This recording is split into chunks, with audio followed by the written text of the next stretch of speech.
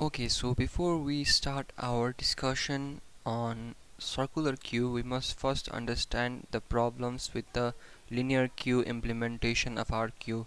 So let us suppose that we have a empty linear queue, so that the front is at 0 and rear is initialized at -1. Let us suppose that I want to insert an element. So whenever I am inserting an element or inqueuing an element, the rear increases. So when I enqueue an element A, the rear increases from -1 to 0. So again, let me add another element. Let's say I'm adding E. So again the rear increased by 1. So again, if I keep up with this, on inserting another element, the rear increases by 1 and becomes 2, and again the rear increases by 1 and becomes 3, and again the rear increases by 1 and becomes 4. Now we can see that the queue has all of its slots filled and no further elements can be inserted into the queue. This condition is also explained by the case when rear is at max -1, where max refers to the maximum size of the queue. In this case the max was 5, so rear is at max -1, that is 4, so this signifies that the queue is full.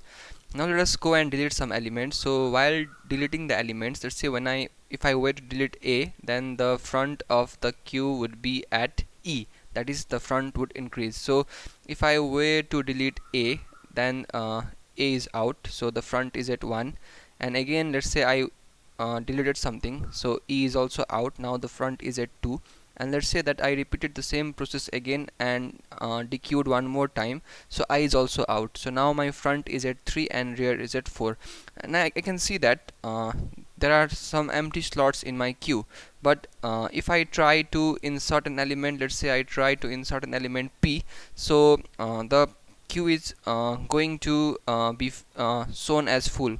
Why this happens is that we have set our queue full condition whenever the rear is at max -1. So even though there are empty slots available, our queue is still at the rear of our queue is still at max -1, that is 4. So still even if there are empty slots available in the queue is going to show the queue full conditions, and I cannot insert any elements in the queue. So to sum it up, when a new item is inserted at the rear index increases. Similarly, when an item is deleted from the queue or dequeued, the front index increases. And after some few insert and delete operations, the rear might be at the end of the queue, and even though there might be empty slots in the queue, no more elements can be enqueued because the rear is already at the end of the queue, and we insert the element by incrementing the rear. So this is a big problem. So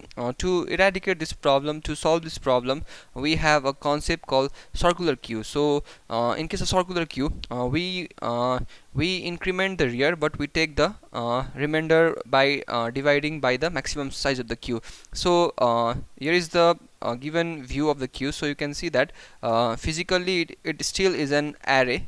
In our static implementation it still is an array, but we say that it is wrapped around. That is, whenever let's say that my rear is at last and let's say my front is available, I can simply add something to my rear, and then I can divide it by max and take the remainder. So we'll see this further in the video. So to implement circular queue, we have to create a structure. So my structure is going to have a front element, a rear element, a size element, and an array called data having maximum size max, which stores the elements of the queue. And I'm going to initialize the queue as follows. That is, the front is going to be at 0, the rear is going to be at -1, and the size of the queue is 0 initially.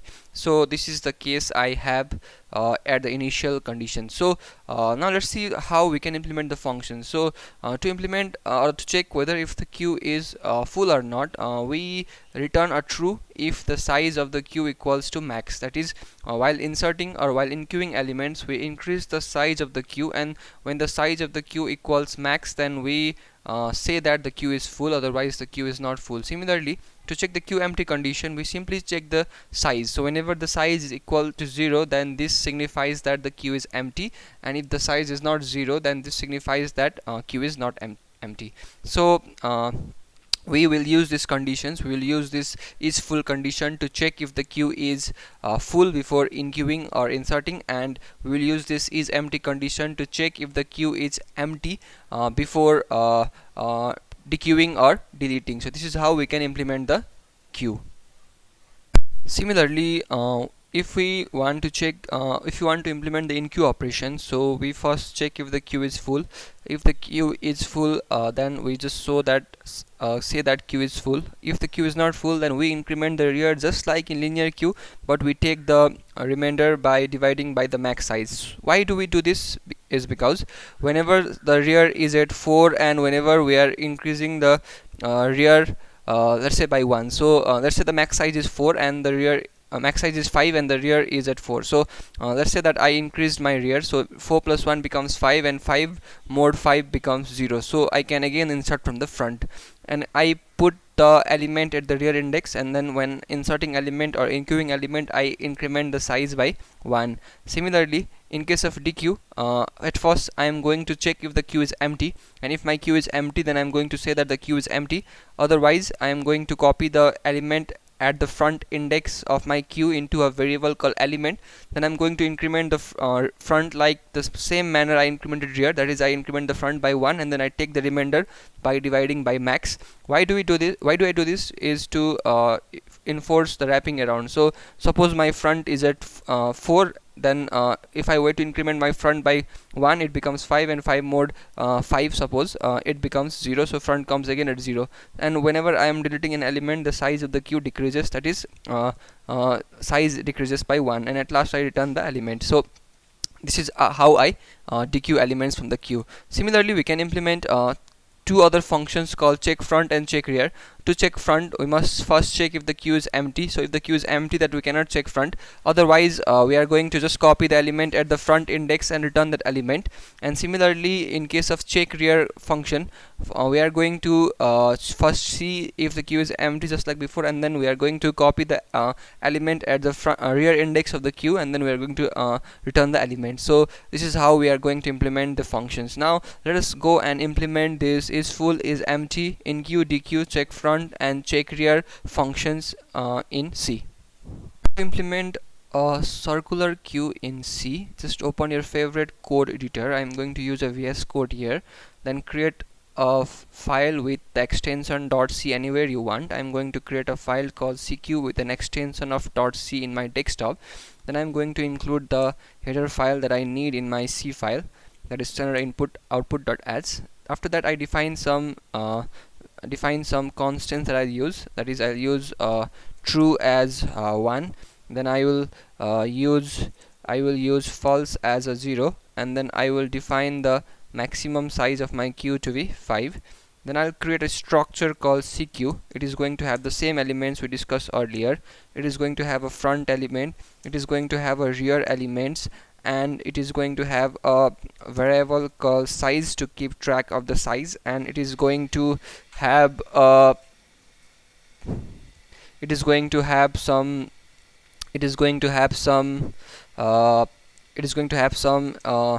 array to store the elements. Now let's call that elements array element data whose size is max. So after defining these variables, I can create the functions I talked earlier. So the first one is full function. It is going to accept my CQ pointer. Let's call the pointer variable s. So what this function is going to do is that it will check if the size is equal to max. So if the size is equal to max, then it is going to return true. Otherwise, it is going to return false. So similarly, we will implement another function called is empty. It is also going to accept a structure pointer. Let's call it s again, and it is going to check if the value of the size pointed by the pointer is equal to 0. If it is true, then it is going to return true. Otherwise, it is going to return false. So this is how my is empty function would work. So similarly, I am going to create a function that is going to enqueue element. So it will take the queue structure pointer just like before, and in addition to that it will accept one more argument called element, and then at first it will increase the value of the uh, increase the value of the rear by 1, and then it will also take a remainder of max to implement the wrapping around condition, and then it will write the value in the add index of the data array, and then after writing the value there, it will increase the value of size by 1. So whenever we insert element, the size of the queue increases. Similarly, in the same manner, I can implement a dequeue. While dequeuing, it is going to return integer. So the return type is int. After that, at first what happens is that let's copy the return value in some temporary variable. So I am going to return the value which is located at the front of the queue, since dequeue operations happens from the front. Then after that, I am going to change the value of my front. So my front becomes the original front plus 1, and to implement the wrapping around that happens in circular queue, I am going to divide it by max, and after deleting, the size of my queue decreases by 1. So similarly, I can implement my check front function, which is going to accept the queue pointer same like before, and then it is going to return the value located at the front of the queue. So in the same manner, I can create a function called check rear. So I'll just copy and paste this code. Instead of returning the front index, I'm going to return the rear index, and I'm going to rename the function as check rear. So this is my these all are my functions that are used to implement my queue. So I'm going to create a main function now. So I will be using data. I will be using a switch case statement that will provide a user menu based interface. So I'm going to define some variables that I'll use. Let's call them value and choice. So I will do this, and then I will print something for the user, just like we did in our last video. We will enqueue, and then empty line, then we will dequeue, then again an empty line, then we will check front, and again an empty line, then we will check rear, again an empty line, and at last we signify exit at number 5, and the user will enter some thing, and then that is going to be accepted in a variable called, let's call it choice. So let's ask user something to let them know that we are waiting for their choice. So I'll write here enter your choice. So after that, we are going to perform a switch case statement based on that choice. So in case 1, so case 1 is enqueue. So before enqueuing, we must check if the queue is full. So I'll first check if the queue is full by passing the queue. So we have not defined the queue yet, so we must do that as well. So let's define the queue. So struct cq is our structure's name. So let's call this queue name queue, and then let's initialize it. The front should be at 0, the rear should be at -1, and the size is at 0. So this is the initial condition we have. So we'll check the full condition by passing the address of our structure, and if it is full, then we cannot insert element. So I'll simply write queue is full, and if my queue is not full, then I can insert element. So before inserting element, I have to ask for an element. So let me just ask for an element, enter element, and let's take this input in a variable called value, and then let's call the inQ function by passing it our address of our structure and the value we just received right now. Then let's print a message to signify the user that something was entered. So I'll just write this was inQ'd, and then we will break this case 1. So this is how we implement inQ. So similarly we'll implement dequeue. So to implement dequeue, we need to check if the queue is empty. So we'll just check if the queue is empty, and we'll pass the address of the queue structure we defined. So if the queue is empty, then we can simply print a message like this: queue is empty. We can simply print a message like this: queue is empty. If you want to use the same convention as before, let's keep it like this.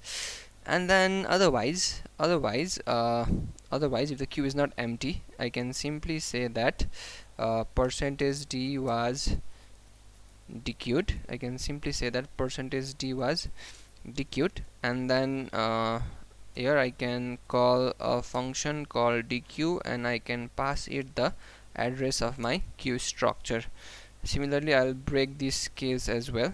Now we have to implement case 3, case 4 and case 5. I'll show you guys how we can implement case 3, case 4 and case 5. So it is similar to these cases. So if I need to implement the third case, that is in our case 3 we have checking front, and in our case 4 we are checking rear. So to check front, we first check if the queue is empty. If the queue is empty, we will print that the queue is empty, and if the queue is not empty, we'll just say this is at front. So and instead of dequeue function call, we will call a function called check front. So this is how we implement check front condition. So to implement check rear condition, it is similar like the previous condition. So instead of checking the front, we are going to check the rear. So and while calling the function, we'll also called check rear function.